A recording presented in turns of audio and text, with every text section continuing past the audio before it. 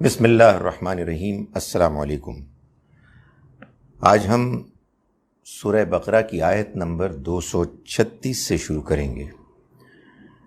اعوذ باللہ من الشیطان الرجیم، بسم اللہ الرحمن الرحیم۔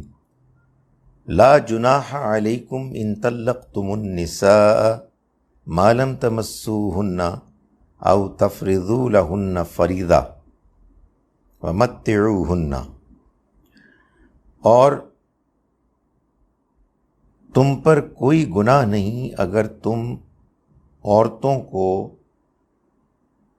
اس صورت میں طلاق دو کہ تم نے انہیں ہاتھ نہیں لگایا یا ان کا مہر مقرر نہیں کیا، تو مہر کے معاملے میں تم پر کچھ گناہ نہیں ہے۔ یہ اب سورہ بقرہ کے ہم اس مقام پر پہنچ گئے ہیں کہ جہاں طلاق اور بیوگی کے احکام اب اختتام کو پہنچ رہے ہیں۔ یہ طلاق اور بیوگی کے احکام کیسے آئے سورہ بقرہ میں؟ یہ ایسے ہوا کہ سورہ بقرہ کو اللہ نے دو حصوں میں تقسیم کیا۔ پہلے حصے میں اس نے بنی اسرائیل کو خطاب کیا ایک فطری تمہید کے بعد۔ اسی خطاب کے دوران میں کہیں ذرا آگے چل کے یہ اعلان بھی ہو گیا کہ اب یہ بنی اسرائیل جن کو اللہ نے پوری دنیا پر اپنے پیغام کی پھیلانے کی ذمہ داری اور اپنے نمائندے بننے کی حیثیت سے 2000 برس تک وہ مقام عنایت کیا کہ جس کو شہادت علی الناس کا مقام کہتے ہیں، یعنی لوگوں پر اللہ کی گواہی دینا۔ آیت نمبر 143 143 میں اللہ نے یہ اپنا فیصلہ سنا دیا کہ اب گویا کہ انتقال اقتدار ہو گیا ہے، یعنی خدا تعالیٰ نے اب اس نئی امت بنی اسماعیل کو اپوائنٹ کیا ہے، بنی اسرائیل کو فارغ کر دیا ہے۔ بنی اسماعیل کو اپوائنٹ کرنے کے بعد ان کو کچھ نصیحتیں عمومی نوعیت کی کیں، اور پھر آیت نمبر 163 163 سے ان کو براہ راست خطاب کر کے ان کو ایک فطری ترتیب کے ساتھ شریعت کے احکام ان تک پہنچائے، ان کے سامنے بیان کیے، جس کا آغاز توحید کے بیان سے ہوا، اور پھر چلتے چلتے اس سارے ڈسکرپشن میں وہ موقع بھی آیا کہ جہاں یہ بات بیان ہوئی کہ اب مسلمانوں کو حج کرنا ہے۔ حج کے احکام دیے گئے۔ جب حج کے احکام دیے گئے تو یہ آپ سے سوال پیدا ہوا کہ حج ہو کیسے سکتا ہے؟ اس لیے کہ جہاں حج ہوتا ہے وہاں تو قبضہ ہے قریش کا، مشرکین کا، وہ تو نہیں چھوڑیں گے، وہ تو اجازت نہیں دیں گے، دشمنی پر وہ تلے ہوئے ہیں۔ تو پھر یہ بات آپ سے زیر بحث آئی کہ اب ان سے جہاد کرنا ہوگا۔ جب جہاد کی بات آئی تو پھر اس کے ساتھ انفاق کی، یعنی مال خرچ کرنے کی بات آئی، اور جب جہاد کی بات آئی تو پھر ایک جانب نکاح اور دوسری جانب طلاق اور تیسری جانب بیوگی، ان کی باتیں بھی آپ زیر بحث آ گئیں۔ سو یوں ایک نیچرل فطری ترتیب سے اللہ تعالیٰ نے اس زمانے کی ضرورت کے لحاظ سے اپنے شریعت کے احکام بیان فرمائے۔ ہم نے ابھی انہی چند دنوں میں آیت نمبر 221 سے اس نکاح اور طلاق اور بیوگی کے احکام کے بیان کو پڑھنا شروع کیا۔ چنانچہ آیت نمبر 221 میں اللہ تعالیٰ نے یہ فرمایا کہ بہرحال مشرکہ عورتوں سے نکاح نہیں ہو سکتا، مشرک مردوں سے نکاح نہیں ہو سکتا۔ اس کے بعد نکاح اور طلاق کے سلسلے میں ایک بڑی اہم چیز عورتوں کا حیض ہے، وہ زیر بحث آیا، اور اسی سے متعلق کچھ اور باتیں بھی اللہ تعالیٰ نے بیان فرمائیں، اور اس کے بعد پھر ایک ترتیب کے ساتھ یہ بات واضح فرمائی کہ اگر نکاح کے بعد طلاق کی ضرورت پیش آ جائے تو پھر کیا کیا اقدامات کیے جائیں گے، کن کن چیزوں کا، اصولوں کا خیال رکھا جائے گا۔ یہ بتایا کہ طلاق سوچ سمجھ کے دی جائے گی، اس کا عزم ارادہ کیا جائے گا۔ یہ جو لغو قسم کی بے سوچے سمجھے انسان بکواس کرتا ہے، اس کی کوئی حیثیت ہی نہیں ہوتی۔ خدا کے نزدیک تو اصل حیثیت ہے ان قسموں کی، ان بیانات کی کہ جو سوچ سمجھ کے وہ صدق دل سے کرتا ہے۔ پھر یہ بتایا کہ اگر طلاق دے دی جائے تو کیا ذمہ داریاں ہیں مرد کی، کیا ذمہ داریاں ہیں عورت کی۔ یہ بتایا کہ یہ طلاق دینے کے بعد عورت گھر میں رہے گی، یعنی شوہر کے گھر میں رہے گی۔ گھر سے میں رہے گی کا مطلب یہ نہیں کہ وہ گھر سے باہر نہیں نکل سکتی، شوہر کے گھر ہی میں سکونت اختیار کرے گی، رجوع کر لے گا، مسئلہ ختم ہو جائے گا۔ یہ طلاق کا طریقہ 2 مرتبہ ہو سکتا ہے۔ پھر یہ بھی بتایا کہ جب خواتین طلاق لے کر آزاد ہو جائیں تو پھر وہ جہاں چاہیں نکاح کریں، ان کے راستے میں رکاوٹ نہیں کھڑی کی جا سکتی۔ اور اس کے بعد یہ بات بھی واضح کی کہ اسی طرح سے بیوہ عورتوں کے بھی معاملات ہیں، جیسے یہ 3 حیض تک انتظار کریں گی، وہ 4 مہینے 10 دن تک انتظار کریں گی۔ اس دوران میں کوئی سیریس فیصلہ وہ نکاح کا نہیں کریں گی، البتہ اشارے کنارے میں کوئی بات ہو جائے تو کوئی مسئلہ نہیں ہے۔ اب اس کے بعد آپ سمجھیں کہ اب ہم اس گفتگو کے اختتام تک اب آج پہنچ جائیں گے انشاءاللہ۔ فرمایا لا جناح علیکم، تم پر کوئی گناہ نہیں، ان طلقتم النساء، کہ اگر تم عورتوں کو، بیویوں کو طلاق دو، ما لم تمسوہن، جن کو تم نے نہیں چھوا۔ ان کو ہم اپنے زبان میں، کنائے کی زبان میں کہتے ہیں کہ رخصتی نہیں ہوئی، اصل مطلب ہے کہ ان کو نہیں چھوا۔ او تفرضوا لہن فریضہ، یا تم نے ان کا مہر مقرر نہیں کیا تو تم پر مہر کی تو کوئی ذمہ داری نہیں۔ ومتعوہن، لیکن یہ ضرور ہے کہ تم ان کو کچھ نہ کچھ دے دلا کر رخصت کرو۔ میں یہ بھی واضح کر دوں کہ یہ ہمارے ہاں ایک طریقہ ہے، ہمارے علاقے کا، سوسائٹی کا ایک دستور ہے کہ ہمارے ہاں بہت سے لوگ ہیں کہ جو اپنے بچوں کا، بیٹے بیٹی کا نکاح کر دیتے ہیں، رخصتی نہیں کرتے۔ بہت سے لوگ منگنی کرتے ہیں، منگنی کی تو کوئی حیثیت ہی نہیں ہے۔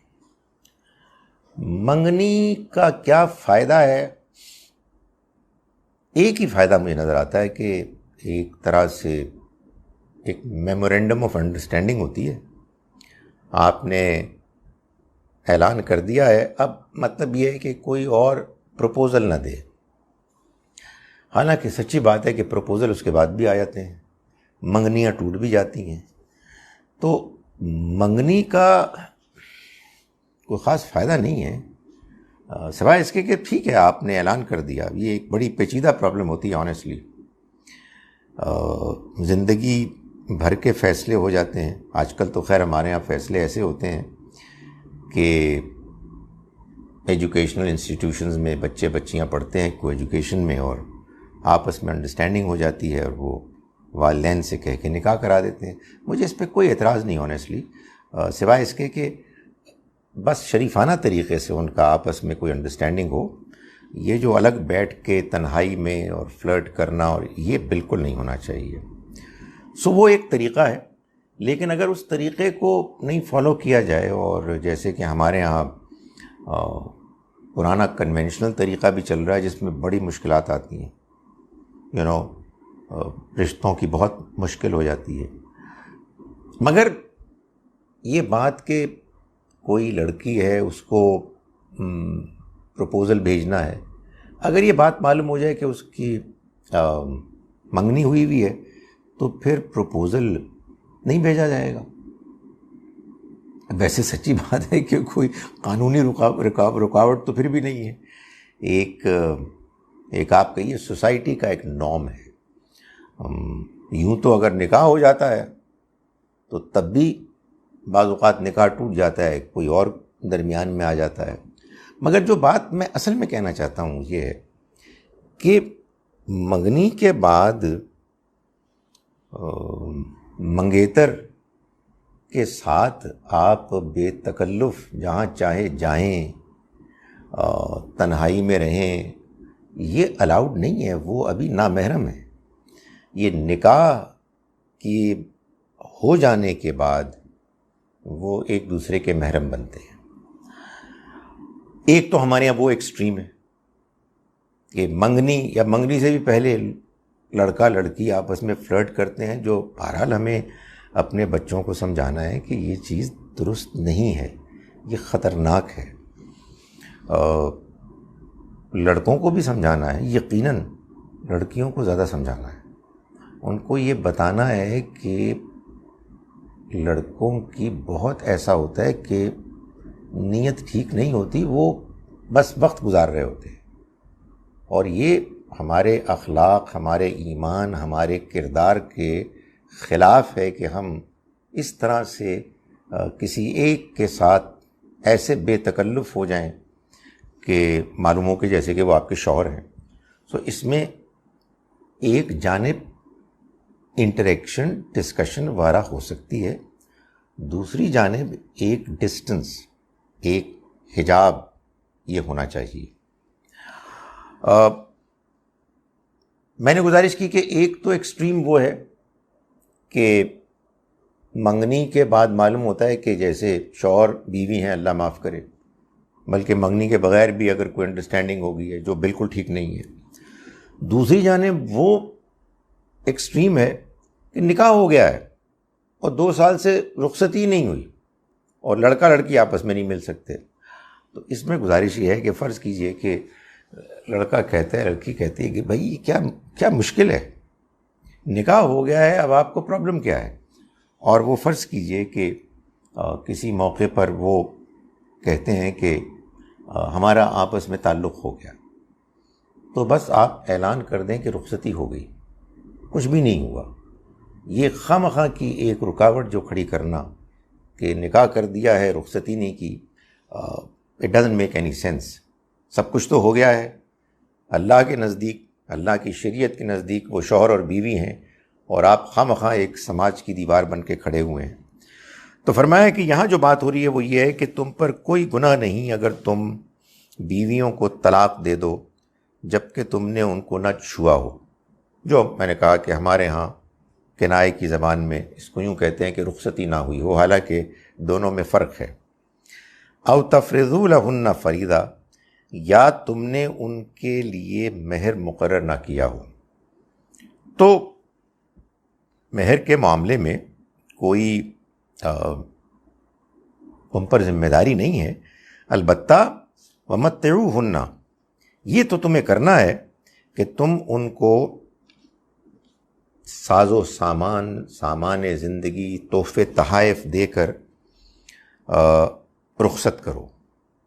علی الموسعی قدرہ، وہ کہ جو اچھے حالات میں ہے، جس کے ہاں فراخی ہے، اللہ کی طرف سے اچھے حالات ہیں، وہ اپنے حالات کے لحاظ سے، اپنی حالت کے مطابق، وعلی المقتر قدرہ، اور جو تنگ دست ہے، غریب ہے، وہ اپنی حالت کے مطابق، متاعا بالمعروف، وہ ضروریات زندگی دے کر معروف دستور کے مطابق رخصت کرے، حقاً علی المحسنین، یہ ان لوگوں پر کہ جو بہترین رویہ اختیار کرنے والے ہیں ان پر لازم ہے۔ یہ تہذیب، تمیز، سلیقہ، انسانیت، ڈیسنسی ہمارے دین نے سکھائی ہے۔ آپ یقین جانیے کہ آپ کس درجے کے انسان ہیں، آپ کے اندر انسانیت ہے یا نہیں ہے، یہ اس موقع پہ نظر نہیں آتی جب آپ سب لوگوں کے سامنے بند سور کے آتے ہیں، تمیز سے بات کرتے ہیں، بڑے آپ کی گفتگو میں ٹھہراؤ ہوتا ہے، مسکراہٹ ہوتی ہے۔ یہ تو ایکٹنگ ہے، سارے کر لیتے ہیں، کچھ زیادہ اچھی کرتے ہیں، کچھ کم کرتے ہیں۔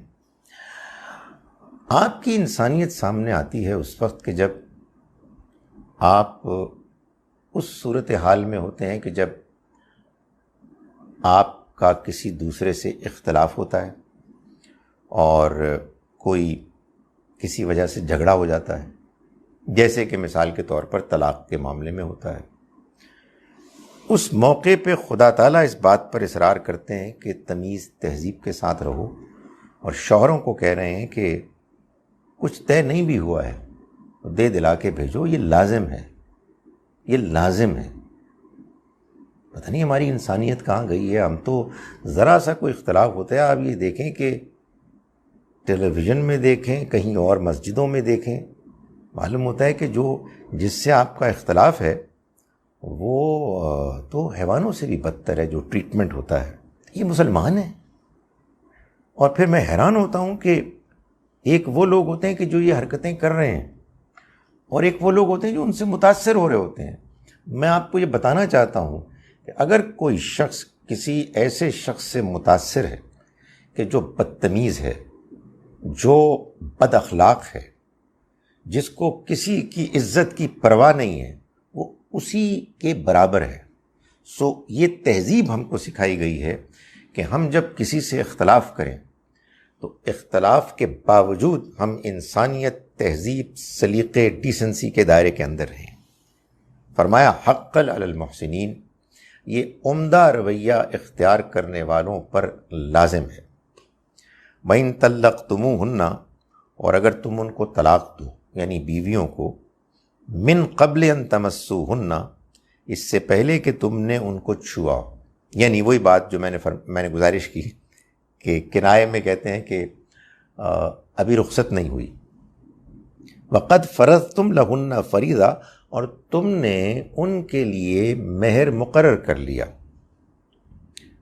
فنصف ما فرضتم، تو پھر عدل تو یہ ہے کہ آدھا جو تم نے مقرر کیا ہے وہ ادا کر دو، یعنی نکاح ہو گیا ہے، رخصتی نہیں ہوئی اور طلاق ہو گئی، تو ابھی اگر تم نے مہر ادا نہیں کیا تو جو تم نے طے کیا تھا اس کا آدھا دے دو،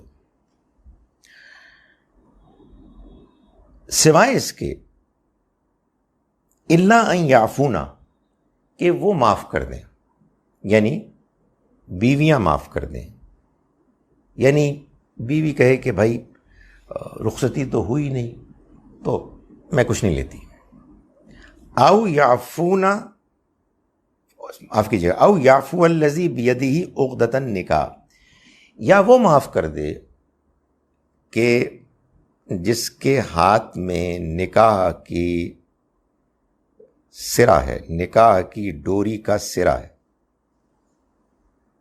یعنی شوہر وہ ہے کہ جس کے ہاتھ میں نکاح کی گرا ہے، وہ ہے کہ جو طلاق دیتا ہے، بیوی اس سے طلاق مانگتی ہے جب خلا کا معاملہ آتا ہے، مگر یہ نکاح کا جو گرا ہے، بندھن، اس کی ایک ڈوری ہے نا، اس کا سرا شوہر کے ہاتھ میں ہے وہ ہے کہ جو کھولے گا.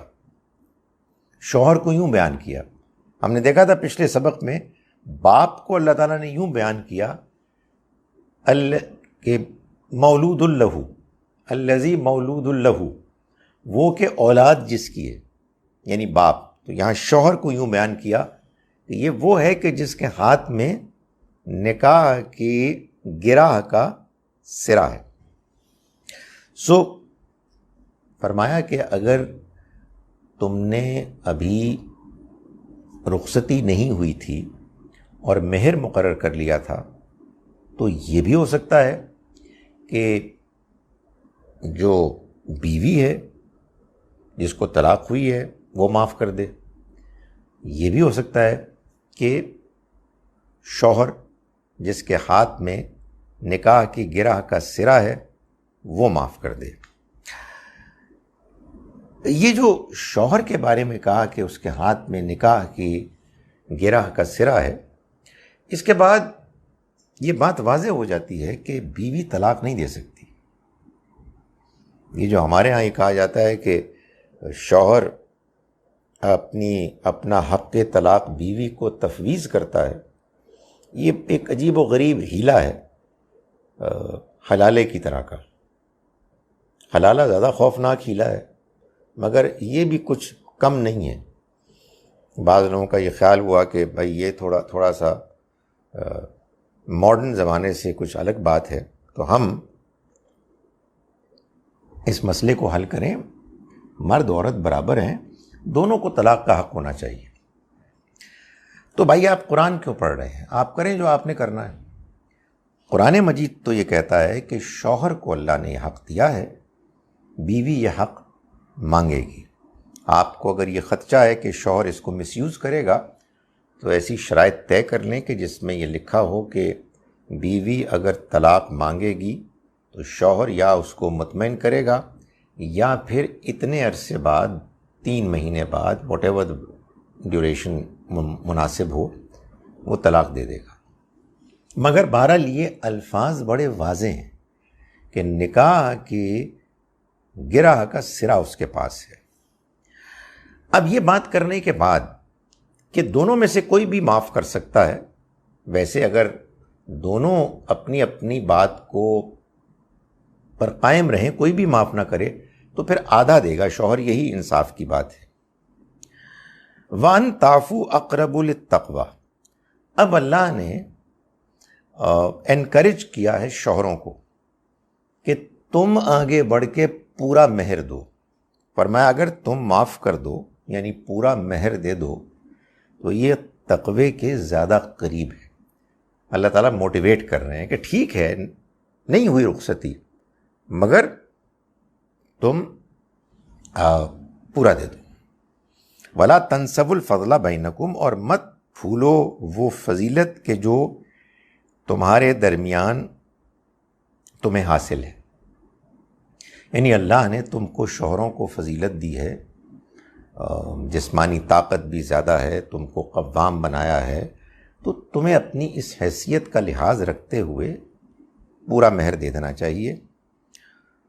اور ان اللہ بما تعملون بصیر، جو کچھ تم عمل کرتے ہو اللہ اس کو دیکھتا ہے. اور ظاہر یہ بات تو ہے کہ تمہیں جب یہ حیثیت دی گئی ہے کہ تم طلاق کا فیصلہ کرتے ہو تو تمہیں چاہیے کہ تم اس میں آگے بڑھ کر یہ کہو کہ نہیں میں پورا مہر دوں گا، اگرچہ کہ پورے انصاف کا تقاضا یہ ہے کہ آدھا مہر دے دیا جائے. میں یہ کہتا ہوں کہ اس معاملے میں بعض اوقات یہ صورتحال بھی ہو سکتی ہے کہ اس سے پہلے طلاق عورت بیوی کے تقاضے کے تحت ہوئی ہے، اس نے طلاق مانگی ہے تو طلاق دی ہے، تو پھر مناسب یہی ہے کہ بیوی کہے کہ میں کوئی مہر نہیں لوں گی، اور شاید ایسا ہی ہوتا ہوگا. فرمایا کہ حافظوا علی الصلوات،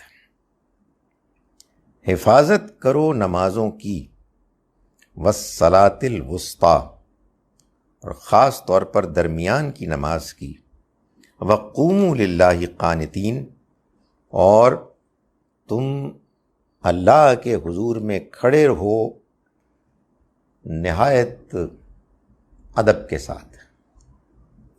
یہ اب شریعت کا پورا بیان جب ختم ہو گیا، اپنی تکمیل کو پہنچ گیا، تو اس کے بعد بالکل آخر میں نماز کا ذکر ایسے آیا ہے کہ گویا کہ اللہ تعالیٰ یہ بتا رہے ہیں کہ تم نے اگر اللہ کی شریعت پر عمل کرنا ہے ٹھیک طرح سے، تو اس کے لیے ضروری ہے کہ تم نماز کی پابندی کرو۔ نماز کی پابندی سے تمہارے اندر وہ جذبہ، احساس، خدا کے ساتھ تعلق پیدا ہوگا کہ جو تمہیں احکام شریعت کی پابندی کی طرف مائل کریں گے۔ تو نماز اس دین میں اہم ترین حکم ہے کہ آپ نے نماز کبھی نہیں چھوڑنی۔ نماز کی حفاظت کا مطلب یہ ہے کہ نماز کبھی نہیں چھوڑنی، اور نماز جب آپ پڑھیں تو اس کے تمام ارکان کی حفاظت۔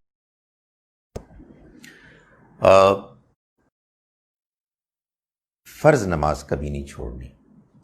باقی فرض نماز کے علاوہ جتنی نمازیں ہیں آپ ان کو سنت موقدہ کہیں، سنت غیر موقدہ کہیں، وطر کہیں، یہ سب نفل ہیں، اور جن کو آپ سے مراد سب کانٹیننٹ میں آپ نفل کہتے ہیں وہ کچھ بھی نہیں ہے۔ یعنی یہ جو موقدہ، غیر موقدہ اور وطر ہیں یہ تو نبی صلی اللہ علیہ وسلم نے بتائے ہوئے ہیں، اور جو نفل ہیں یہ ہمارے مولوی حضرات نے ایڈ کیے ہوئے ہیں۔ تو اصل میں جو نماز ہے وہ تو فرض نماز ہے۔ میں یہ نہیں کہہ رہا کہ نفل نہ پڑھیں، ضرور پڑھیں، اللہ تعالیٰ سب کو توفیق دے۔ بہت اعلیٰ فرض نماز کے بعد یہ عبادت عمل ہے، لیکن اللہ تعالیٰ یہاں جو بات بیان فرما رہے ہیں وہ یہ ہے کہ، اور یہ شریعت کے بیان کے اختتام پر، کہ نمازوں کی حفاظت کرو، یعنی ان کو باقاعدگی سے ان کے اوقات میں پڑھو، چھوڑو مت۔ نماز نہیں چھوڑی جا سکتی، کسی صورت نہیں چھوڑی جا سکتی۔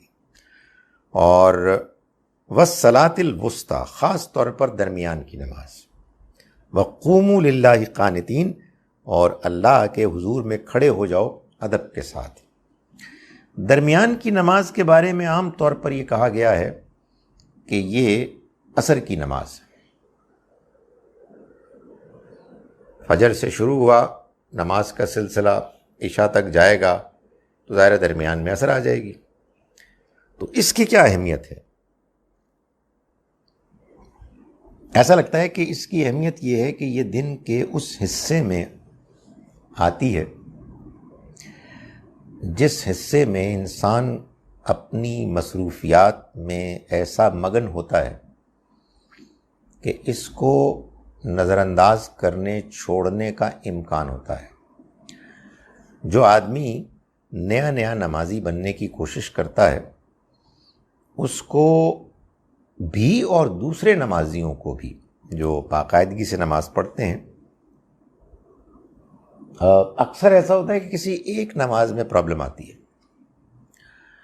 جس زمانے میں قرآن مجید نازل ہو رہا تھا اس زمانے میں یہ پرابلم، یہ ڈیفیکلٹی عصر کی نماز میں آتی تھی۔ ان کی اپنی معاشرت، ان کے اپنے کاروبار، تجارت کی نوعیت کی مخصوص صورت، پیکیولیرٹی کی وجہ سے۔ یہ درمیان کی نماز کوئی اور بھی ہو سکتی ہے۔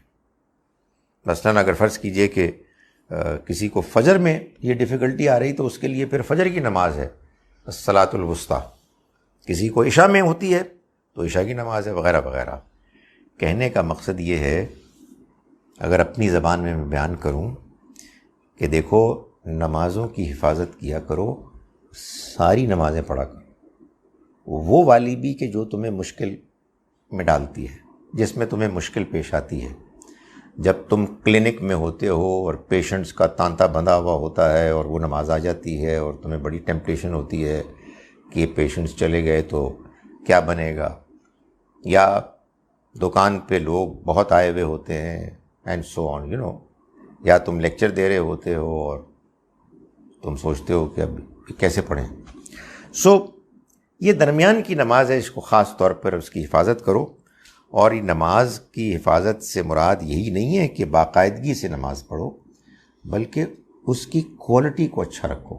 اللہ کے سامنے ادب کے ساتھ کھڑے ہو اور اس کو تم ایسے پڑھو کہ تم اس کے اندر جان ڈال رہے ہو، تم اس میں اپنے خدا کے ساتھ تعلق کا اظہار کر رہے ہو. یہ شریعت کے بیان کے آخر میں جو بیان کیا گیا ہے یہ بڑی اہم چیز ہے. آدمی کی نماز اگر ٹھیک ہے تو اس کا دین ٹھیک ہے، اس کا اللہ سے تعلق ٹھیک ہے. اگر اس کی نماز میں گڑبڑ ہے تو اس کے دین میں گڑبڑ ہے، اس کے اللہ کے ساتھ تعلق میں گڑبڑ ہے. نماز انسان کو موقع دیتی ہے کہ ہم اللہ کے سامنے کھڑے ہوں، اس سے باتیں کریں، اپنی کمزوریوں کا اظہار کریں، اس سے توفیق ہمت مانگیں. تو یہ باقاعدگی سے آدمی پڑھتا رہے. شیطان نے تو اپنا کام نہیں چھوڑنا، وہ تو حملہ آور ہوتا رہے گا. آپ یقین جانیے کہ ایک چیز سے بچیں گے دوسری پہ آپ کو مائل کر دے گا، دوسری سے بچیں گے تیسری کی طرف مائل کر دے گا، تیسری سے بچیں گے پھر پہلی کی طرف لے آئے گا. تو اس نے تو اپنا کام کرنا ہے. نماز آپ نے چھوڑ دی تو شیطان آپ کے اوپر فیصلہ کن حملہ کرے گا. نماز کو آپ نے مضبوط رکھا تو شیطان آئے گا، پسپا ہوگا، پھر آئے گا، پھر پسپا ہوگا، پھر آئے گا، پھر پسپا ہوگا. کچھ آپ سے غلطیاں کروا لے گا، کچھ گناہ کروا لے گا، مگر پھر آپ اللہ کے آگے سجدے میں گڑ گڑائیں گے، آپ اس سے معافی مانگیں گے. اس کو مضبوط رکھیں. اب یہ فرمایا نا کہ یہ جو نماز ہے اس کی حفاظت کرو. میں نے گزارش کی مت چھوڑو، کسی حالت میں مت چھوڑو. یہ لوگ بعض اوقات بے تکلف پوچھتے ہیں کہ جی وہ قضا نماز کیسے پڑھی جاتی ہے اور اس کے کیا ٹائمنگز ہیں. کوئی ٹائمنگ، قضا نماز کچھ نہیں ہوتی. نماز کی حفاظت کریں، نماز کو باقاعدگی سے پڑھیں. سورہ نساء کی آیت نمبر 101 ہے یا 103، اس میں فرمایا گیا کہ نماز اہل ایمان پر ان کے مقررہ اوقات میں لازم کر دی گئی ہے. تو نماز تو آپ نے پڑھنی ہے. لیکن آپ کہیں گے کہ نہیں جی بعض اوقات نہیں پڑھی جا سکتی. تقریر کرنا آسان ہے مولوی صاحب، آپ کرتے کیا؟ آپ کا تو پروفیشن یہی ہے. میں بعض اوقات عذرائے مذاق لوگوں سے کہتا ہوں جی کہ آپ تو نماز آپ پڑھیں پلیز، بڑی ضروری چیز ہے. میری تو پروفیشنل مجبوری ہے، مجھے نماز پڑھنی ہے. I can't leave it. اللہ خیر کرے، مرتے دم تک نماز پر قائم رکھے. لیکن نماز کو آپ نہیں چھوڑ سکتے. یہی وجہ ہے کہ اللہ نے سفر میں اس کو قصر یعنی آدھا کرنے اور 2 نمازوں کو، ظہر اور عصر کو اور مغرب اور عشاء کو جوڑنے کی اجازت دے دی ہے. اور سفر ہی کی طرح دوسری اور مصروفیات اگر ہیں تو اس میں بھی آپ یہ کر سکتے ہیں. لیکن آپ اندازہ کریں یہاں جو بات بیان کی ہے نا، جو یہ والی آیت ہے، آیت نمبر 239-39، اس میں تو گویا کہ کمال کر دیا ہے کہ اب آپ بتائیں آپ نماز چھوڑیں گے کیسے.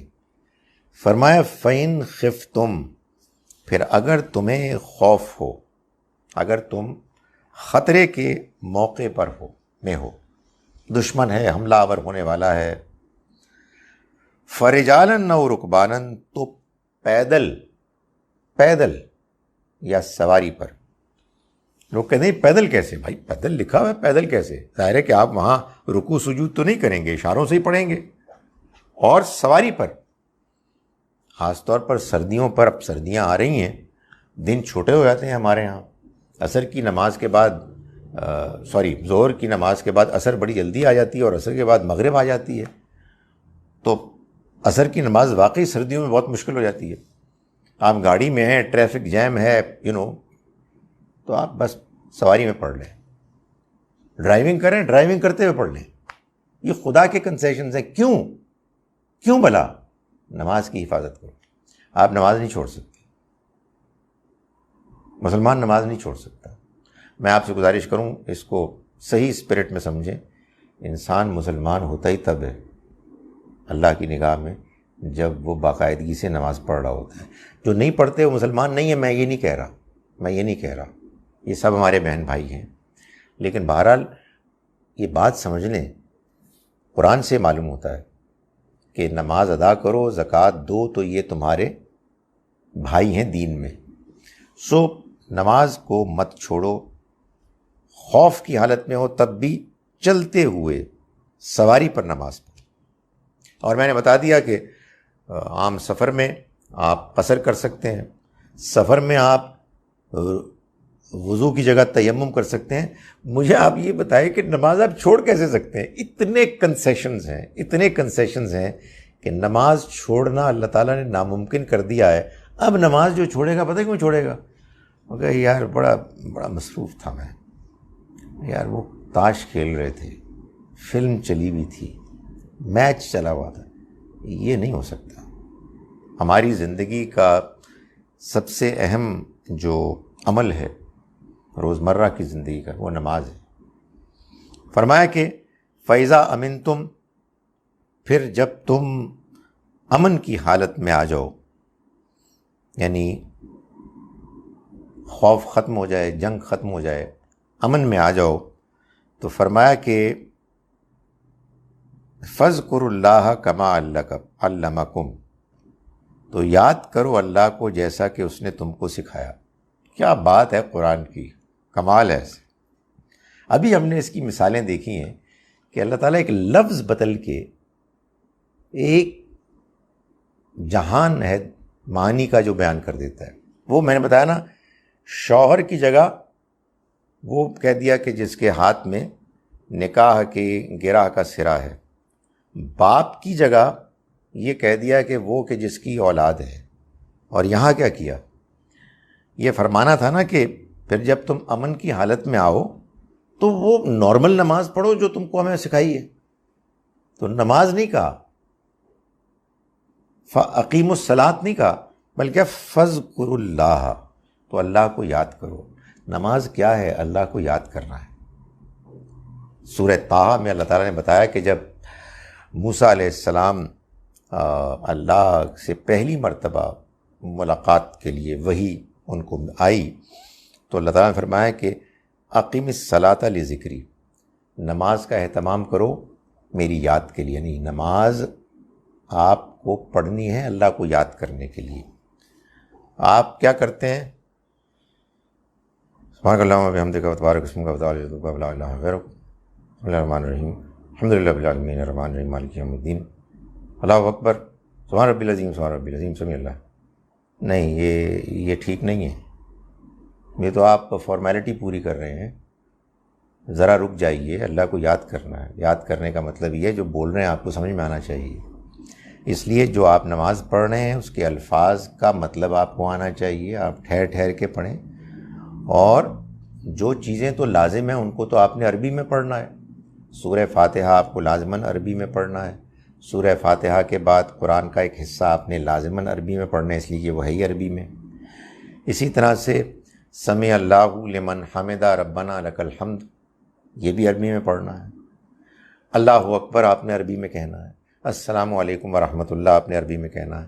اس کے علاوہ جو کچھ بھی ہے وہ آپ کے لیے آپ پر چھوڑ دیا گیا ہے. آپ کیسے پڑھتے ہیں، کس زبان میں پڑھتے ہیں، آپ نے اللہ کو یاد کرنا ہے، اللہ سے باتیں کرنی. تو فرمایا کہ پھر جب تم امن کی کیفیت میں آ جاؤ تو یاد کرو اللہ کو جیسا کہ اس نے تم کو سکھایا. ما لم تکونوا تعلمون، جب کہ تم نہیں جانتے تھے. نماز اگرچہ کہ اہل عرب جانتے تھے اسماعیل علیہ السلام کی نماز سے، لیکن وہ نماز بگڑ گئی تھی، اس میں خرابیاں آ گئی تھیں. بہت سے لوگ تو بالکل ہی نہیں جانتے تھے. تو اللہ نے اپنے پیغمبر صلی اللہ علیہ وسلم کے ذریعے سے ایک مرتبہ پھر نماز کا وہ طریقہ سکھایا کہ جو اللہ کے ہاں ہمیشہ سے صحیح آئیڈیل طریقہ ہے. اس سے پہلے یہ لوگ اس سے پوری طرح سے واقف نہیں تھے۔ یہ بات ختم کرنے کے بعد پھر آ گیا وہ موضوع والذین یتوفون منکم ویذرون ازواجا، اور وہ کہ جو وفات پا جائیں تم میں سے اور چھوڑ جائیں بیویاں۔ تو آپ کہیں گے کہ ابھی تو آپ کہہ رہے تھے کہ یہ ختم ہو گیا، سب کچھ سارا بیان ختم ہو گیا، اسی لیے نماز کا ذکر آیا سب سے آخر میں۔ نہیں، وہ ختم ہو گیا، یہ ضمیمہ ہے، ہوتا ہے نا اپینڈکس، یہ وہ ہے۔ کیسے ہے میں بھی آپ کو بتاتا ہوں۔ یہ قرآن کا سٹائل آف پریزنٹیشن ہے، قرآن سمجھنا چاہیے اللہ تعالیٰ نے پریزنٹیشن کیسے کی ہے۔ فرمایا والذین یتوفون منکم، اور جو لوگ تم میں سے وفات پائیں، ویذرون ازواجا، اور اپنے پیچھے بیویاں چھوڑ رہے ہوں۔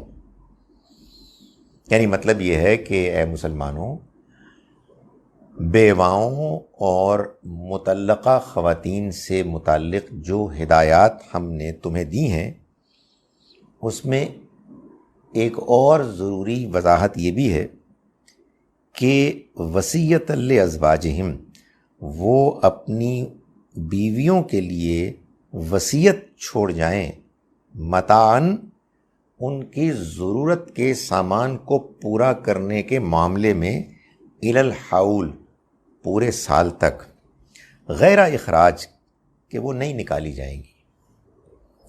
یعنی یہ بھی اللہ تعالیٰ نے فرمایا فَإِنْ خَرَجْنَا، پھر اگر وہ خود ہی نکل جائیں، فَلَا جُنَاحَ عَلَيْكُمْ، تو ان پر کوئی گناہ نہیں ہے، فیما فعلنا، اس بارے میں کہ جو وہ کریں، فی انفسہن، اپنے بارے میں، من معروف، دستور کے مطابق۔ یعنی اگر ان کی عدت ختم ہو جائے اور وہ نکاح کر لیں، جیسے کہ ہم نے پیچھے آیت میں دیکھا، تو وہ ختم ہوگی بات، چلی جائیں۔ ان کے لیے اب ان کی کفالت کا بندوبست ان کا شوہر کرے گا جس سے انہوں نے نکاح کیا ہے۔ لیکن اگر وہ نکاح نہیں کرتی ہیں تو شوہر جو مرنے والا ہے، جس کو معلوم ہے کہ اگر میں مر گیا تو میری بیوی اکیلی رہ جائے گی، تو وہ یہ وصیت کر جائے کہ یہ جو گھر ہے یہ کم سے کم 1 سال تک نہیں نکالی جائیں گی، اپنے بارے میں فیصلہ کریں، اطمینان سے بیٹھے۔ حقیقت یہ ہے کہ یہ سال بھی اس لیے کہا کہ ایک وہ سوسائٹی تھی کہ جس میں بیوہ کے لیے دوسرا رشتہ کوئی مسئلہ نہیں ہوتا تھا۔ یہ ایک اپنی جگہ پر بڑا مسئلہ ہے کہ ہمارے ہاں تو اس کا امکان بہت کم ہے۔ میں سمجھتا ہوں کہ جو ہمارے ہاں دوسری، تیسری، چوتھی شادی کی گنجائش ہے، وہ اس لیے ہے کہ پرابلمس پیدا ہو جاتی ہیں۔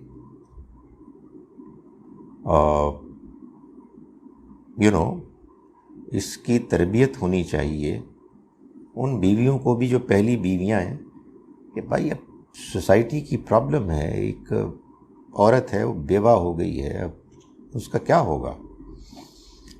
ہاں، بڑے مسئلے ہیں ہمارے ہاں بہت۔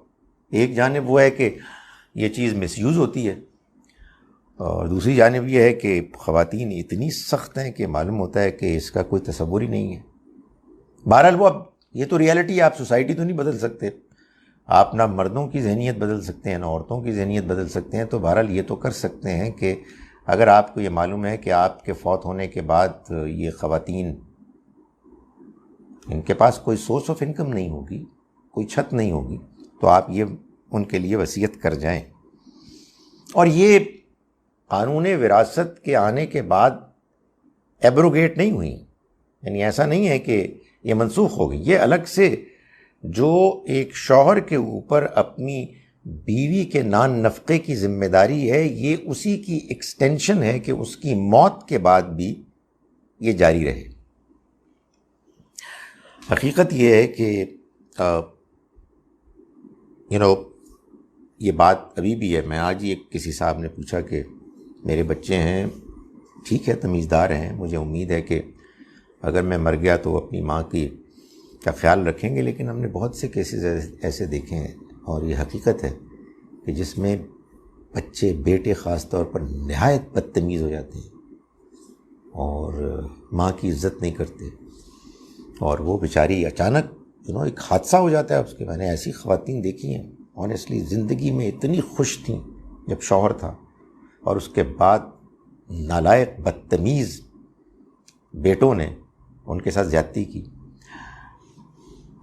یہ معلوم ہوتا ہے کہ شوہروں کو چاہیے کہ وہ یہ کریں کہ ان کے لیے الگ سے ایک جوائنٹ اکاؤنٹ بنائے. It's one of the proposals اور یہ اپنی اولاد کو کہہ دیں کہ یہ تمہاری ماں کا ہے، میں تو اس میں اس لیے جوائنٹ اکاؤنٹ ہولڈر ہوں کہ میں اس کو مینج کر رہا ہوں، بٹ دس از ہرز. زندگی میں آج بھی انہی کا ہے، اینڈ اس کو مطمئن کر کے جائیں، ورنہ وہ بیچاری ماری جائے گی. آپ سوچئے کہ ایک اللہ کی بندی ہے، 30 40 50 سال تک she has lead a good life, کیونکہ ان کے ہسبینڈ تھے اور وہ اچھا کما رہے تھے. اچانک وہ فوت ہوئے اور زندگی بالکل بدل گئی، اس لیے کہ جہاں اولاد اچھی ہوتی ہے وہاں بعض اوقات اولاد نہایت گھٹیا بھی ہوتی ہے. سو یہ اس کے لیے فرمایا کہ واللہ عزیز حکیم، اور اللہ زبردست ہے، یعنی غالب ہے اور حکمت والا ہے. یعنی وہ جب اپنا فیصلہ سناتا ہے تو اس کے فیصلے میں اس کی یہ دونوں صفات ہوتی ہیں. اسے کنٹرول ہے، وہ یہ بتا رہا ہے کہ کیسے فیصلے ہونے چاہیے، اور وہ بڑی حکمت والا ہے. وَلِلْمُطَلَّقَاتِ مَتَاعٌ بِالْمَعْرُوفِ، اور اسی طرح سے طلاق یافتہ عورتوں کے لیے بھی کچھ ساز و سامان دے کر بھیجنا چاہیے. حقاً علی المتقین، یہ پرہیزگاروں کے لیے، اللہ سے ڈرنے والوں کے لیے ان کے اوپر لازم ہے. اصل میں اللہ تعالیٰ یہ چاہتے ہیں کہ ایک انسان دوسروں کے بارے میں کنسرنڈ ہو. آپ یہ سوچیں کہ اس کا کیا بنے گا، ان کا گزر بسر کیسا ہوتا ہوگا. کبھی آپ نے امیجن کیا ہے کہ یہ جو ہمارے ملازمین وغیرہ ہوتے ہیں ان کے کیسے گزر بسر ہوتا ہے. ان کی تنخواہوں کا سوچ کے جب میں ان کو ڈیوائڈ کرتا ہوں بائی 30 تو میرا سر چکرانے لگتا ہے. آپ ویسٹ کو کتنی ہی گالیاں کیوں نہ دیں، انہوں نے جو منیمم ویج سیلری طے کی ہے وہ ایسی ہے کہ ایک ڈیسنٹ لیونگ ہو جاتی ہے، اور جہاں سوشل سیکیورٹی سسٹم ہے وہاں تو بے روزگاروں کو بھی سب کچھ ملتا ہے. ہمارے یہاں تو محنت کرنے والوں کو کیا ملتا ہے. ہم لوگ سختی کرتے ہیں کہ میں تجھے تنخواہ دیے تھے تو کام نہیں کر رہا. کیا بدتمیزی ہے یار. سو اللہ تعالیٰ یہ چاہتے ہیں کہ بندہ کنسرنڈ ہو کہ دوسرے کا گزارا کیسے ہوگا. میری بیوی، میں اگر فوت ہو گیا اس کا کیا بنے گا، اور میں اس کو طلاق دے دی، ٹھیک ہے مجھے اختلاف ہوا، بھائی میں نے اس کو ایک طرح سے خراب کیا، میں نے اس کے ساتھ نکاح کیا تھا، اب نہیں چلا مسئلہ، but she should not find it difficult to get things going, كَذَلِكَ يُبَيِّنُ اللَّهُ لَكُمْ آيَاتِهِ، اسی طرح سے واضح کرتا ہے اللہ تمہارے لیے اپنی آیات کو، لعلکم تعقلون، تاکہ تم عقل سے کام لو، تاکہ تم سمجھو.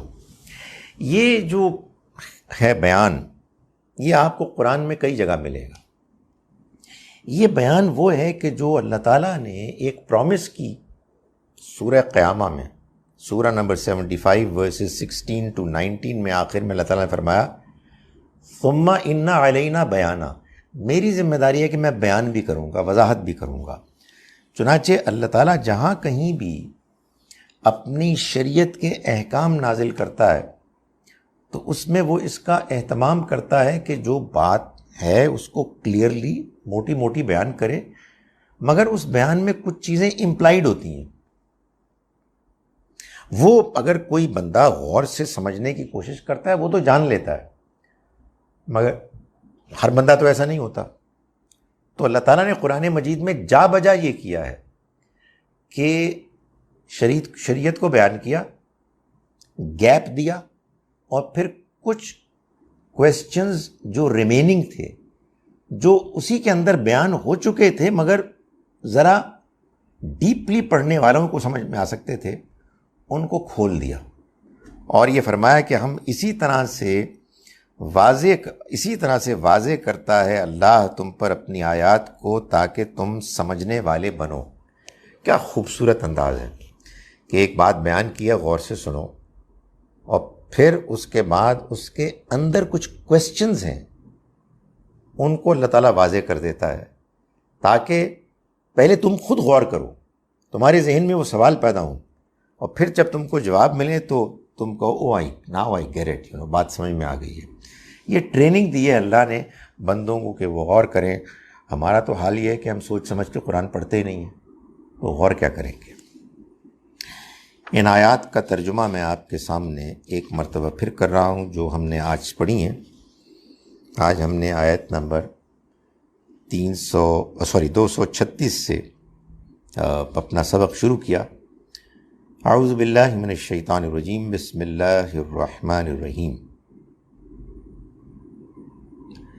لا جناح علیکم، تم پر کوئی گناہ نہیں، ان طلقتم النساء، اگر تم بیویوں کو طلاق دو، ما لم تمسوہن، جن کو تم نے چھوا نہ ہو، او تفرضوا لہن فریضہ، یا تم نے ان کے مہر مقرر نہ کیے ہوں. تم پر مہر کی کوئی ذمہ داری نہیں ہے.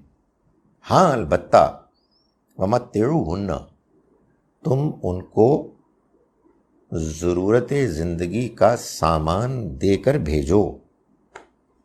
کتنا؟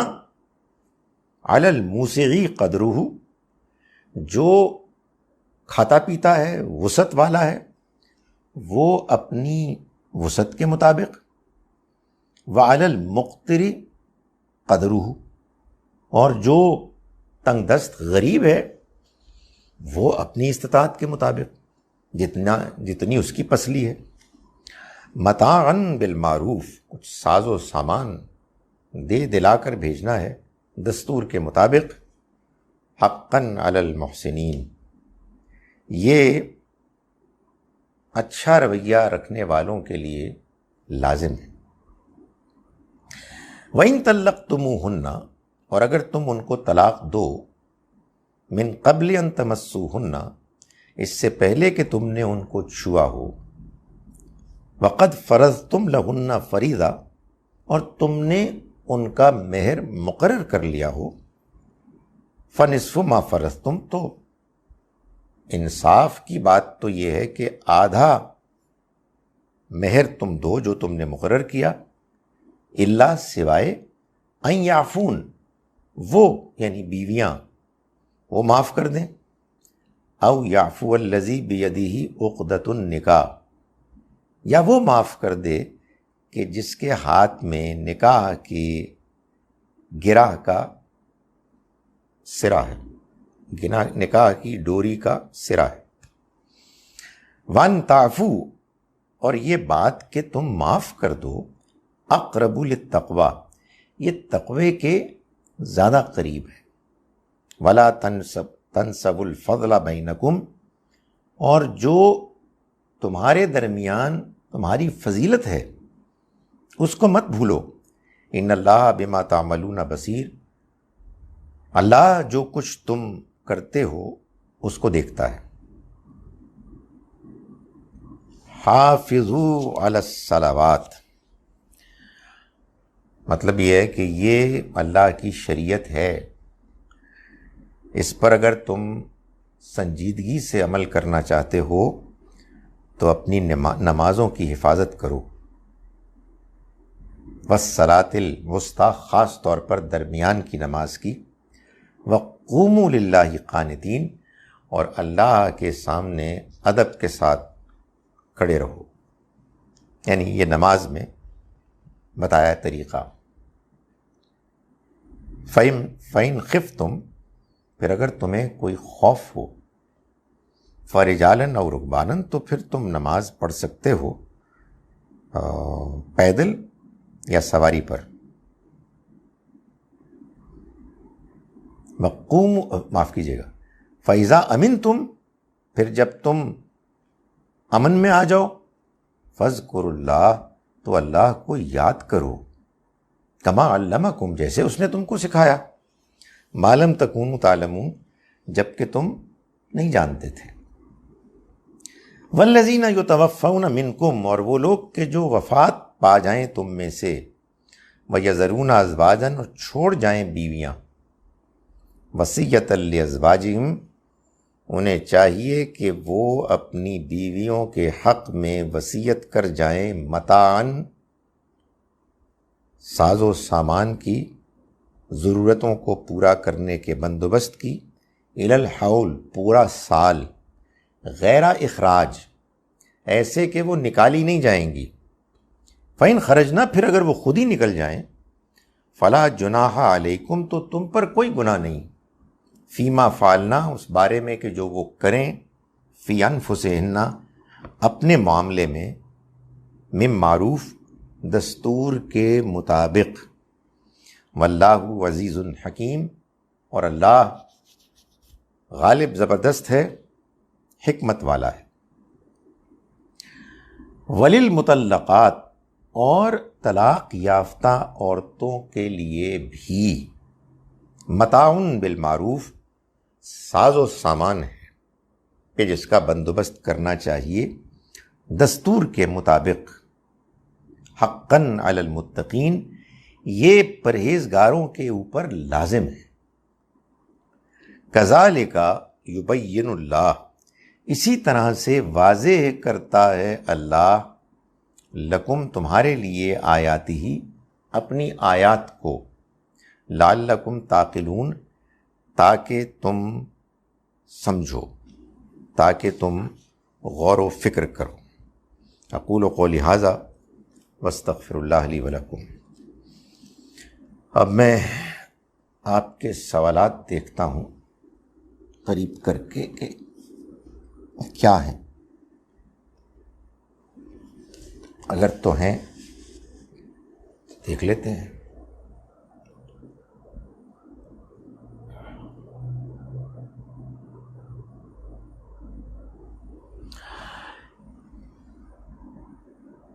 شہد کے کئی فوائد تو آپ کو معلوم ہی ہیں، اور قرۂ ارض کے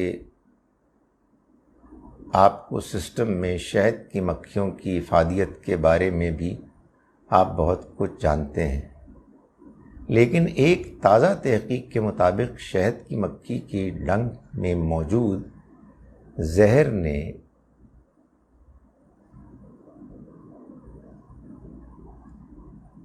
چھاتی کے کینسر کا سبب بننے والے خلیوں کو صرف 60 منٹ ہی میں مکمل طور پر تباہ کر دیا. سبحان اللہ، بڑی خوشی کی بات ہے، بہت اچھی بات ہے. لیکن اس کا ہمارے دین سے بس اتنا ہی تعلق ہے کہ یہ سب اللہ کی مہربانیاں ہیں، یہ سب اللہ کی طرف سے جو اس پوری دنیا میں اس نے اسباب، وسائل رکھے ہوئے ہیں، ان پر اس نے انکریج کیا ہے انسانوں کو کہ وہ ان سے فائدہ اٹھائیں، اس لیے کہ اللہ نے یہ دنیا ہمارے لیے بنائی ہے، اور اس میں جو کچھ بھی رکھا ہے وہ ہمارے فائدے کا ہے. شہد کی مکھی کا خاص طور پر ہمارے دین سے کوئی تعلق نہیں. بعض لوگوں کا خیال یہ ہے کہ چونکہ قرآن مجید میں شہد کی مکھی کا ذکر ہے تو اب یہ بہت زبردست چیز ہے، اور اس کو ہم بیان کریں گے تو گویا کہ ہم اپنے دین کی حقانیت کو واضح کریں گے. نہیں، وہ تو اصل میں سورہ نحل میں اور غالباً سورہ مومنون میں بھی اللہ تعالیٰ نے جو چیز بیان کی ہے وہ یہ ہے کہ اللہ نے، تم غور کرو تو اس دنیا میں انسان کی ضرورتوں کو پورا کرنے کے لیے کیسے کیسے حیرت انگیز طریقے اختیار کیے اور ان کی وہ مثالیں دیں جو مثالیں اہل عرب کے لیے ان کے سامنے کی مثالیں تھیں، جن کو کہ اگر وہ سمجھیں تو اس کے نتیجے میں وہ اللہ کا شکر بھی ادا کریں، اللہ پر ایمان بھی لائیں وغیرہ وغیرہ۔ یہ بالکل ممکن ہے کہ شہد کی مکھی سے بھی کہیں زیادہ کچھ اور اللہ کی نعمتیں مخلوقات ہوں کہ جو بے انتہا اپنے اندر افادیت رکھتی ہوں، جن کا ذکر قرآن میں ہے ہی نہیں، لیکن بہرحال وہ بھی ایسے ہی ہیں، اس لیے کہ یہ پوری دنیا اللہ نے ہمارے لیے بنائی ہے۔ زمین کے پیٹ میں جب قرآن نازل ہو رہا تھا تو تیل موجود تھا، لیکن ظاہر ہے کہ اس وقت کسی کو بتانا، عربوں کو بتانا کہ جو اب تیل کے مالک ہیں کہ یہ بھی ایک اللہ کی نعمت ہے، اس لیے ضرورت نہیں تھی کہ ان کو سمجھ میں ہی نہیں آتا۔ ایک بات تو یہ ہے۔ دوسری بات یہ ہے کہ ہمیں یہ ظاہر ہے کہ دعوت لوگوں تک پہنچانی چاہیے، ان کو سمجھانا چاہیے کہ دیکھو تم غور کرو کہ یہ کیسے ہے یہ کہ ایک طرف انسان کی ضرورتیں ہیں اور دوسری طرف ضرورتوں کو پورا کرنے کے لیے وسائل نئے سے نئے، اسباب نت نئے دریافت ہو رہے ہیں۔ اس کا کوئی جواب نہیں ہے سوائے اس کے کہ ایک پالنے والی ہستی موجود ہے، ہم پر کرم کرنے والی ہستی موجود ہے، ہمیں اس کو ماننا ہے، اس کے ساتھ تعلق قائم رکھنا ہے۔ شہد کی مکھی کی ایک مثال ہو، میں تو کہتا ہوں ساری جو مثالیں ہیں وہ ہمیں استعمال کرنی چاہیے اور ہمیں دعوت دینی چاہیے۔ مگر ایک آخری بات یہ کہ ہم یہ دعوت کیسے دیں گے؟ سب سے پہلے ہمارا اخلاق ٹھیک ہوگا، ہمارا کردار ٹھیک ہوگا، ورنہ ہماری باتیں سننے والا کوئی اور کہاں ہوگا، خود ہم بھی نہیں سنیں گے، نہ ہمارے آس پاس کے لوگ سنیں گے۔ Mahr has to be paid at the time of marriage, but at the time of talaq, the bride's family demands this from the husband if he never paid it. Is this correct thing to do? جی بالکل ٹھیک ہے، اگر انہوں نے مہر دیا ہی نہیں تو یہ ان کی طرف سے زیادتی تھی، اور اگر طلاق ہو گئی ہے تو بالکل ٹھیک ہے، مانگنا چاہیے، تو ان کا رائٹ ہے۔ یہ عورت کا وہ حق ہے کہ جو فوراً ہی ادا ہو جانا چاہیے، لیکن اگر کسی وجہ سے کوتاہی ہو گئی اور پھر خدا نخواستہ اللہ معاف کرے طلاق ہو گئی تو مہر کو ادا کرنا ضروری ہے۔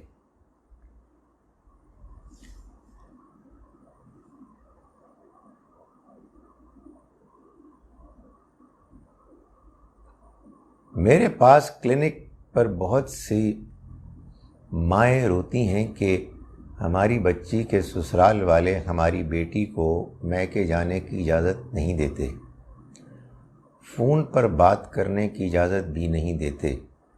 اچھے خاصے مذہبی گھرانے والے جی ہمارے گھر کو ماحول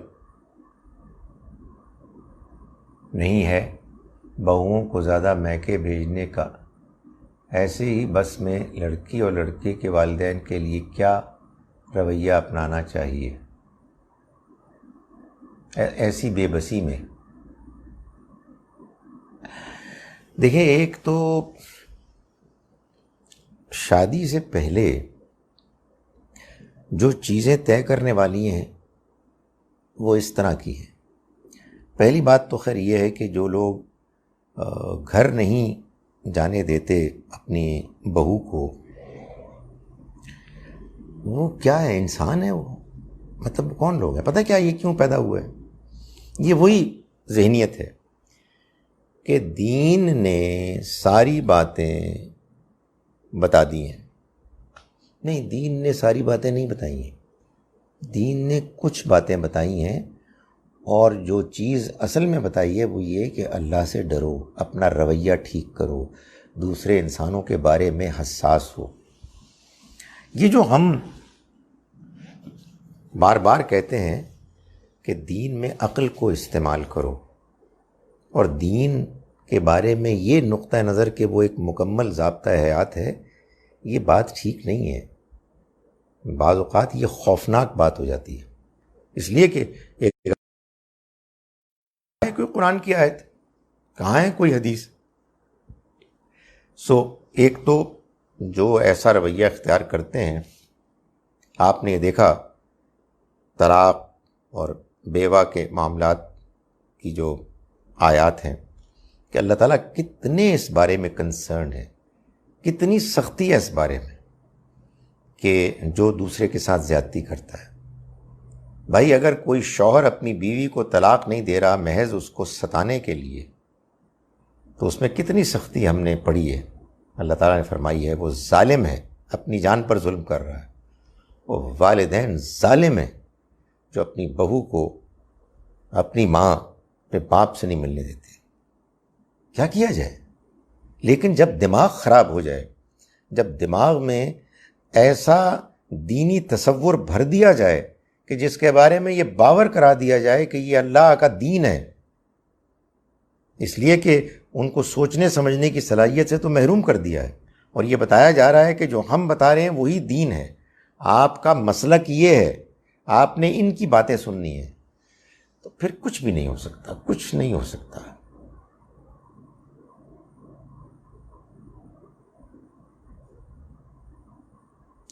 Girls should wear clothes so that they can pray anywhere۔ ٹھیک ہے، اچھی بات ہے، مسلمان مردوں اور عورتوں دونوں کا لباس ایسا ہونا چاہیے کہ وہ جہاں نماز کا وقت آئے ان کو نماز پڑھنی چاہیے۔ آپ کو معلوم ہے کہ میں اس بارے میں بڑی کوشش کرتا ہوں کہ کوئی سخت بات نہ کروں، لیکن حقیقت واقعہ ہے کہ جس طرح کی آج کل کی ہماری لڑکیاں لباس پہن رہی ہیں، بس ان کو سوچنا چاہیے کہ ہمیں اللہ کے سامنے کھڑا ہونا ہے نماز کے لیے، تو کیا ہم اس لباس میں کھڑے ہو جائیں گے؟ اس لباس کو پہننے کے نتیجے میں اگر کوئی دائیں بائیں کوئی شخص دیکھ کے اس کے ذہن میں فطور آ جائے، کچھ نہ کچھ تو قصور آپ کا بھی ہے نا۔ آپ اپنی حد تک احتیاط کریں، دوسرے اپنی حد تک احتیاط کریں۔ میں نے یہ دیکھا ہے کہ بیلنس کہیں بھی نہیں ہے۔ جب ہم یہ زیادہ زور لگاتے ہیں کہ مرد اپنی نگاہوں کی حفاظت کریں، تو بعض خواتین جو لبرل ہیں وہ شیر ہو جاتی ہیں کہ بس آپ اپنی نگاہوں کی حفاظت کریں، ہم جو مرضی کریں۔ نہیں، ایسا نہیں ہے، دونوں طرف کی ذمہ داری ہے۔ آپ اپنے لباس کو ٹھیک کریں، وہ اپنی نگاہ کو ٹھیک کریں، اور اپنی خیر منائیں، دوسروں کے اوپر الزام نہ دھریں، وہ کام نہ کریں جو ہمارے سیاستدان کرتے ہیں۔ What is hikmah behind حق مہر؟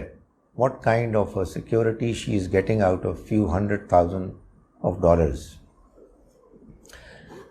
مہر جو ہے یہ سیکیورٹی نہیں ہے۔ مہر تو اصل میں ایک آپ کہیے مینٹل سیکیورٹی ہے، اس لحاظ سے کہ نکاح کے بعد جو پیٹرن شروع ہونے والا ہے، جو نارم بنے گی اب چیز، یہ اس کا اظہار ہے۔ سمبولکلی یہ بتایا جا رہا ہے کہ یہ ہوگا flow, that's how things are going to proceed, کہ شوہر بیوی کو دے گا، یہ پہلا ہے میرا تم کو آپ کہو تحفہ۔ یہ سب کے سامنے نکاح کے موقع پر یہ کیا جاتا ہے۔ انفارچونیٹلی ہمارے ہاں اس کا مطلب نہیں سمجھا گیا۔ شوہر اپنی سنجیدگی کا اظہار کر رہا ہے، اس بات کا اعلان کر رہا ہے کہ میں ذمہ دار ہوں معاشی معاملات کا، میں آئی ٹیک دا رسپانسبلٹی، اور میں تمہیں یہ اماؤنٹ دے رہا ہوں اور ایسے ہی دیتا رہوں گا۔ یہ گویا کہ ایک سمبولک طریقہ ہے اور ایک پیٹرن ہے جس کا آغاز کیا گیا ہے۔ Please don't include your self in مولوی کیٹیگری۔ یہ میری کیٹیگری ہے بھائی، میں اس میں کیا کروں؟ This is what my category is. میں دیکھیں میں کیٹیگری کو تو نہیں بدل سکتا، مگر یہ ضرور کر سکتا ہوں کہ میں اپنے ہم مشربوں کو یہ کہوں کہ آپ بدلیں اپنے آپ کو. بھائی کوئی بہت اچھا، خیر میں تو اچھا نہیں ہوں، میں اپنے آپ کو اچھا نہیں کہتا، لیکن میں ایک مثال دے رہا ہوں. کوئی بہت اچھا پولیٹیشین بھی تو ہو سکتا ہے نا. تو وہ یہ کہے دیکھیں جی میں ایک پولیٹیشین ہوں، تو آپ یہ تو نہیں کہیں گے آپ اپنے آپ کو پولیٹیشین نہ کہیں. اسی طرح سے ہمارے یہاں اب تو خیر ہر فیلڈ میں ہی گڑبڑ ہو گئی ہے. پولیٹیشین تو بیچارے ایسی بدنام ہیں، اب تو نظر آ رہا ہے کہ آگے پیچھے دائیں بائیں اوپر نیچے ان سے زیادہ خوفناک لوگ ہیں. تو بہرحال یہ میری کیٹیگری بنتی ہے. میں تو ہمیشہ کہتا ہوں کہ میرے ذہن میں یہ آئیڈیل رہا تھا کہ میں کسی مسجد کا میں امام خطیب ہوں اور میں نماز پڑھاؤں، میں جمعے کا خطبہ دوں، میں لوگوں کے ساتھ دینی حوالے سے ملوں. مگر انفارچونیٹلی ہمارے یہاں ماحول ہی کچھ اور ہے اور اس کا وہ موقع نہیں بنتا. Many husbands keep putting off giving meher until the talaq situation occurs. They should improve their attitude and behavior. سر اگر ہم نے بہت لمبی سفر پہ جانا ہو تو کیا ظہر کے ساتھ عصر اور مغرب کے ساتھ عشاء کر سکتے ہیں؟ بالکل کر سکتے ہیں. یہ تو میں گزارش کر رہا ہوں. خدا تعالیٰ کی طرف سے کنسیشنز کی بھرمار ہے، بھرمار. اس کے بعد نماز چھوڑی نہیں جا سکتی. یہ اللہ تعالیٰ کی طرف سے کہ آپ نماز سفر میں ہوں تو قصر کر سکتے ہیں، 4 رکعتوں کو 2 کر سکتے ہیں، ظہر عصر کو ملا سکتے ہیں، مغرب عشاء کو ملا سکتے ہیں. آپ اگر سفر میں ہیں تو وضو کی جگہ آپ تیمم کر سکتے ہیں، اور آپ اگر خوف کی حالت میں ہیں تو آپ ابھی ہم نے دیکھا پیدل چلتے ہوئے رجالن اور رکبانن یا سواری میں بیٹھے ہوئے ہوائی جہاز میں، ٹرین میں، بس میں، گاڑی میں آپ نماز پڑھ سکتے ہیں. اس کے بعد نماز چھوڑ کیسے سکتے ہیں؟ آپ فجر کی نماز میں سو گئے تو یہ آپ نے جان بوجھ کے نہیں کیا. جیسے ہی آپ اٹھیں آپ فوراً نماز پڑھیں.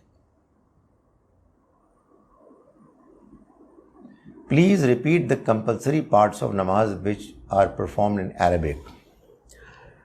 سورہ فاتحہ کے بعد قرآن مجید کا ایک حصہ، اللہ اکبر کہنا. نمبر 3، سمع اللہ لمن حمدہ ربنا لک الحمد.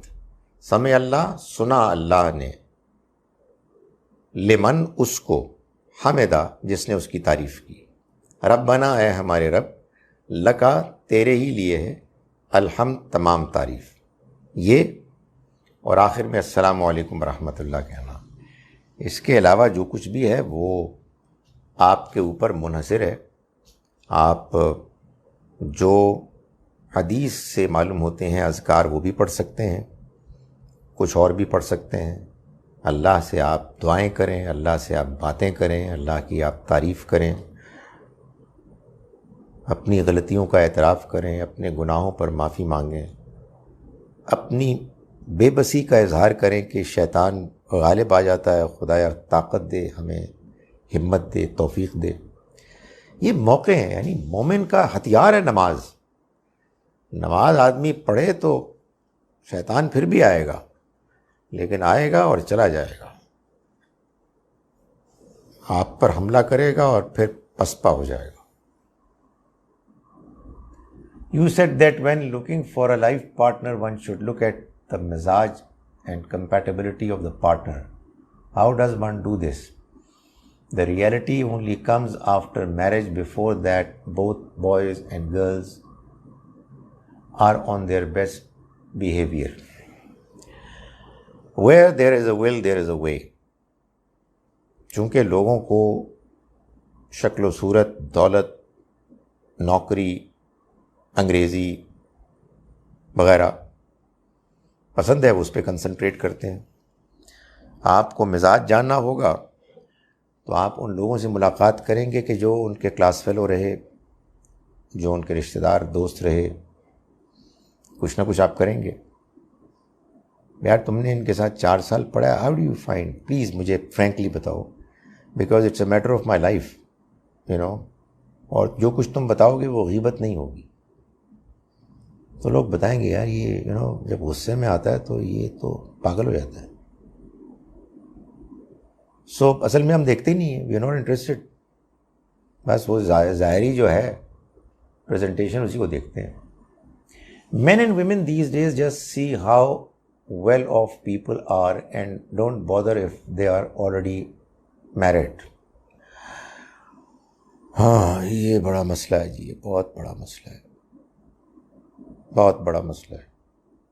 ابھی ایک کسی انڈیا سے ایک لڑکی نے مجھ سے پوچھا جی کہ وہ ایک لڑکا ہے، اس کی شادی ہوئی ہوئی ہے، لیکن اب اصل میں تو اس بیچاری نے کہا کہ میں کسی دوست کے لیے پوچھ رہا ہوں، میرے بارے میں پوچھ رہے ہوتے ہیں. میں نے کہا بیٹی تم کیوں کسی دوسرے کے گھر کو خراب کر رہی ہو؟ جو شخص اپنی پہلی بیوی کے ہوتے ہوئے تم سے پینگے عشق کے لڑا رہا ہے، بڑھا رہا ہے، تو اس پر تم کیسے ریلائی کر سکتی ہو؟ تم ایسا کرو کہ تم استخارے کی دعا کرو، اللہ کے آگے گڑ گڑاؤ کہ خدا تم مجھے بتا. بٹ آئی ڈونٹ نو کیا ہے یہ، کچھ نہیں معلوم مجھے کیسے ہوتا ہے، یہ کیوں ہوتا ہے. اللہ تعالیٰ ہم سب کو اپنی حفاظت میں رکھے. ہاؤ ٹو ڈیل ود میرا جسم میری مرضی ٹائپ آف مائنڈ سیٹ. اس کو اگنور کریں. دیکھیں یہ جو خواتین ہوتی ہیں نا، اس میں 2 طرح کی خواتین ہیں، جیسے 2 طرح کے مرد ہیں، یعنی اسی کیٹیگری میں. اور ہمیں نہیں پتہ ہو از ہو. ایک وہ ہیں جو مطلب اتنے آزاد ہیں، بدماش ہیں، یا آپ کہیے سر پھرے ہیں کہ انہیں کوئی دین سے کوئی دلچسپی نہیں ہے اور نہ کبھی ہوگی. ان میں سے وہ کون ہے ہمیں نہیں پتہ. اور کچھ وہ ہیں بیچاریاں جو اصل میں مولویوں کے دین سے ریئیکشنری. ان کو یہ بتایا گیا ہے کہ وہ شوہر کے جوتے کی نوک ہے اور وہ ایک کمتر مخلوق ہے. اس کی گواہی بھی آدھی، اس کی وراثت بھی آدھی، وہ شوہر کی ماتحت ہے اور وغیرہ وغیرہ. تو مشکل ہے نا یہ بات سمجھنی. پورا دین ہم بس سمجھائیں ان کو اور ان کو کہیں کہ دیکھو تم نے بات سمجھ لی ہے، یہ بات کب تک چلے گی وغیرہ وغیرہ. میں ایک خاتون ہے، بڑی اچھی خاتون ہے، وہ بہرحال اسی ٹائپ کے ان کے کچھ اپروچ تھی. تو میں نے ایک دن ایسی ان سے ملاقات کی تو مجھے محسوس ہوا کہ وہ ان کی فیملی کے بارے میں نے بات کی تو پتہ لگا کہ ان کی 3 بیٹیاں ہیں، اور چونکہ ان کی 3 بیٹیاں ہیں اس لیے ان کے شوہر نے ایک دوسری شادی کر لی تاکہ ان کے یہاں بیٹا ہو. ریئیکشن ہوتا ہے بیچاریوں کا، بہت سو کا. سو اس لیے اس طرح کی چیزوں کو مائنڈ نہ کریں. What if you don't repeat the translation, instead we can use that time to get answers from you. دیکھیں میں یہ چاہتا ہوں کہ قرآن مجید کے الفاظ آپ کے ذہنوں میں گھسیں اس کے مفہوم کے ساتھ. میں یہ جو ٹائم ہوتا ہے یہ اس میں سوالوں کے جواب دیتا ہوں اور کوئی سوال چھوڑتا نہیں ہوں، لیکن پلیز قرآن کے الفاظ اور اس کے ترجمے کو لائٹ، مطلب یہ نہ سمجھیں کہ یہ کوئی معمولی بات ہے اور یہ بورنگ چیز ہے. قرآن کا مفہوم اس کے الفاظ کے ساتھ آپ کے ذہن میں جانا چاہیے. قرآن ہماری جان ہے، قرآن کو ہمیں نماز میں پڑھنا ہے، سمجھ کے پڑھنا ہے، تو اس کا مفہوم ہمارے اندر داخل ہونا چاہیے. آئی ڈونٹ نو آپ لوگوں کو معلوم ہے کہ نہیں، میں روزانہ قرآن مجید کا ترجمہ صبح صبح بھیجتا ہوں. ہم سورہ بقرہ سے اب سورہ آل عمران تک پہنچ گئے ہیں اور وہ میں کوئی 10 سے 15 منٹ کے درمیان کرتا ہوں. 3 یا 4 آیات ہوتی ہیں. مقصد یہی ہوتا ہے کہ ہم ترجمہ خود کر سکیں. تو آپ میں سے جو لوگ چاہیں وہ مجھے لکھ سکتے ہیں. آپ میں سے بہت سے لوگ شامل ہی ہوں گے آلریڈی. 0335 4944 936 0335 4944 936.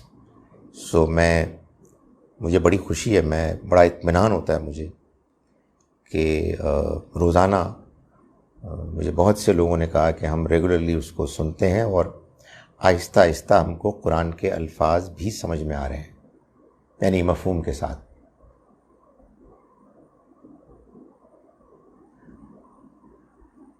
از تشہد آلسو آپشنل ان نماز؟ یعنی تشہد کا مطلب ہے ایک تو آپ بیٹھتے ہیں قعدے میں, وہ تو لازم ہے.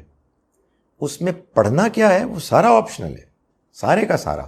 ابھی جو کچھ ہم پڑھتے ہیں وہ اس کا ایک حصہ نبی اکرم صلی اللہ علیہ وسلم کا تجویز کیا ہوا ہے, مگر اس لیے کہ وہ کچھ لوگوں نے یا تو پوچھا یا کچھ لوگ غلط کر رہے, یعنی کچھ لوگ ایسا کر رہے تھے کہ جو ٹھیک نہیں تھا. وہ کچھ الفاظ ایسے تھے کہ اللہ کو سلام کر رہے تھے وغیرہ وغیرہ. مگر جو چیز حضور نے اہتمام کے ساتھ دی ہے وہ باتیں ہیں جو سب کو بتائی ہیں, آپ نے ہمیشہ ایک ہی طرح کی ہیں, وہ لازم ہے. باقی جو کسی کے کہنے پہ جیسے درود ابراہیم ہے, یہ آپ نے خود نہیں فرمایا, یہ لوگوں نے کہا جی کہ آپ نے فرمایا کہ اس میں آپ دعا کیا کریں, تو ہم آپ کے لیے دعا کرنا چاہتے ہیں, تو آپ بتائیں کیسے دعا کریں. آپ نے جواب نہیں دیا, بلکہ شاید 2 مرتبہ ایسا ہوا لوگوں نے پوچھا, آپ نے جواب نہیں دیا, اس لیے کہ آپ کے اندر اپنے بارے میں بات کرتے ہوئے جھجک تھی. آپ اس بارے میں بہت شائع ہوتے تھے. تو پھر جب لوگوں نے اصرار کیا تو پھر آپ نے درود ابراہیم بتایا. وہ بھی دیکھیں جو درود ہے اس میں ابراہیم علیہ السلام کو نمایاں کیا گیا ہے, جیسا کہ ان پر سلامتی بھیجی اور ان کی آل پر. سو یہ سب آپشنل ہے. اچھا ہے جو آپ پڑھ رہے ہیں آلریڈی وہ بھی پڑھیں. میں کہتا ہوں کہ وہ بھی پڑھیں اور کچھ اور بھی پڑھیں. کبھی اس کو چھوڑنا چاہیں چھوڑ دیں, جو لازم ہے اس کو نہیں چھوڑا جا سکتا. جو آپشنل ہے اس میں آدمی کو اپنی چیزیں ایڈ کرنی چاہیے تاکہ نماز میں صحیح اسپرٹ پیدا ہو. السلام علیکم ورحمۃ اللہ وبرکاتہ.